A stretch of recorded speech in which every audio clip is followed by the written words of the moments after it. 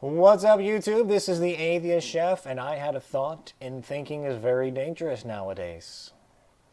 One, because it means you have to question yourself, and two, it means when I think I have to make a video about it because I just have to tell everybody how smart I am, and just to let everybody else know how good I am at what I do at thinking. And so now you're forced to watch me ramble on for a while until I make a coherent point.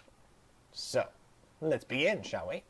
There are many number of liberal Christians out there that have no problem admitting in evolution and that it's true. However, it's just, guided by God, that He guided evolution, which, firstly, it seems funny how they ignore the fact that, God guiding evolution kind of stands in contradiction to the idea of evolution, which basically is saying a species that slowly starts to adapt to its environment, and it starts to, the offspring that generate from that species, tend to have those attributes and characteristics that best help it survive its environment.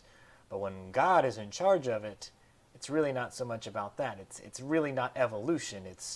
Well, again, it's kind of an intelligent design, but it's something that's guided by God at every step along the way, which really just isn't evolution. That's something else altogether.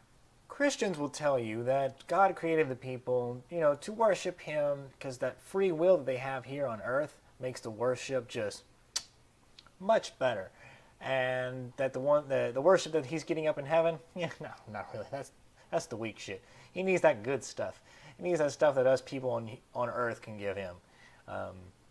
So He decides that a 14 billion year process to create humans that will eventually worship Him is the better way of doing things.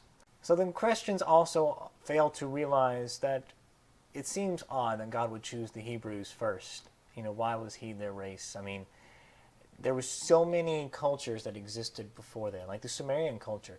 These people were the milestone of human civilization. I mean, these are the first people to have an economy, and the first written language is around 2900 BC. The Hebrews didn't have their language, written language, until about 1000 BC, actually.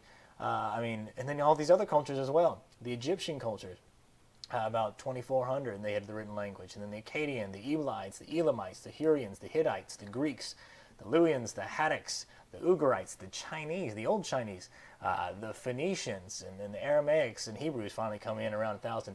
So many other cultures that God could have said, hey, look at that. There's people, and they have gods, and they're curious about the world, and they're writing, and they're learning, and they're spreading. Maybe now's a good time for me to come down and introduce myself. But no, let's just wait until, 1000 BC, because, I've been around for like 13.5 billion years or so, so what's another 1,000 or two, to get to the Hebrews, because I really like these people. These people are cool. So those of you out there that are liberal Christians, kudos to you for rejecting the young earth creationist claims.